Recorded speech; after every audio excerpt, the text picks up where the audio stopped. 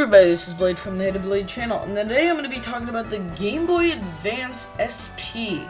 Kind of a little bit of a review slash overlook, as I have recently come in contact with one of these, and I've been playing it over the previous couple of days. So if you're not aware, the Game Boy Advance is the follow-up to the Game Boy console. It's the next generation of handhelds, which allowed to play 16-bit graphics games as opposed to the original Game Boy, which, to put it in a retrospective, is more like an NES. A Game Boy Advance is basically the equivalent of an SNES. So, it was a pretty neat console at the time, also coming along with the GameCube.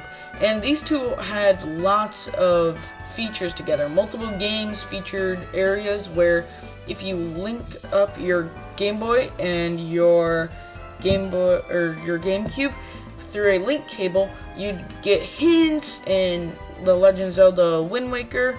I know there was the Game Boy Player, which allowed you to use as a controller. You were just able to use your Game Boy Advance for some stuff on the GameCube. In the Game Boy Advance release, there was the first model, which was the original Game Boy Advance, which had more of a landscape design, which you could hold in your hands, I guess, more comfortably. And then the Game Boy Advance SP is the next evolution of that, except this one's more similar to a DS. It folds, it closes. This one had a rechargeable battery, and if you got the 101 model, the last version of the Game Boy Advance SP, it had a backlit screen, which was a big thing because it was kind of hard to see your games unless you had a backlit screen. I think the game library for the Game Boy Advance is pretty neat. I know they have multiple Pokemon games like Pokemon Emerald, Pokemon Ruby, and Pokemon Sapphire, all of which I plan on collecting and playing, and they all look very fun. I am kind of disappointed we didn't get a Pokemon Emerald remake when they remade the other two on the 3DS. It would have been cool to get a Pokemon Emerald remake.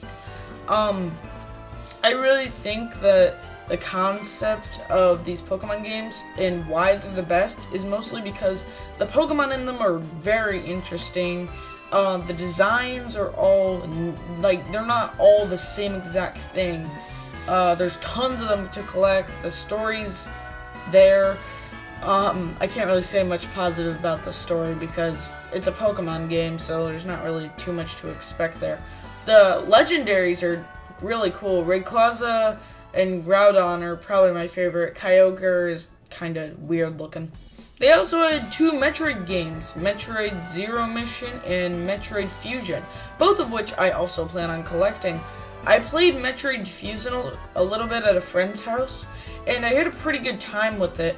The only issue I would say I'd have with it is because I'm playing on a Game Boy Advance SP, the buttons on the back of the Game Boy Advance SP are very small. The bumpers are about the size of half of your fingernail.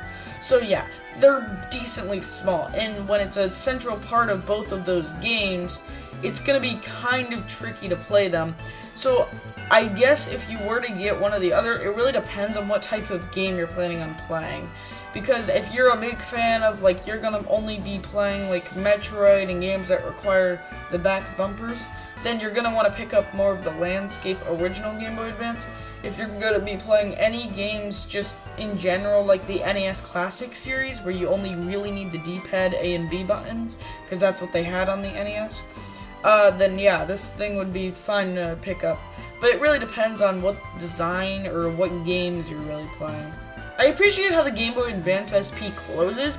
I think that's quite a nice feature considering Nintendo's prime audience seems to be kids, as their games are more focused to that general audience with Mario and Link and no serious gritty plots.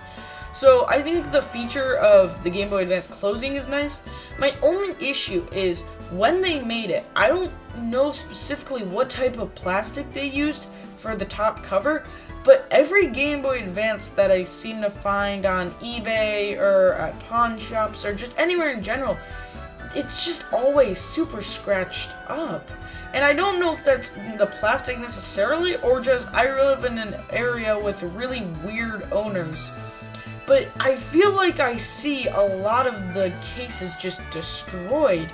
And mine that I bought is not in the best condition, and I do plan on replacing it with a nicer case. But I really wish when they originally made it, the 101 model had a more updated case, so that way it wasn't so destroyed looking all the time. And that's where I'm going to wrap it up for today, everybody. This has been Blade from the HiddenBlade channel. Remember to like, comment, and subscribe, and I'll see you all later. Bye!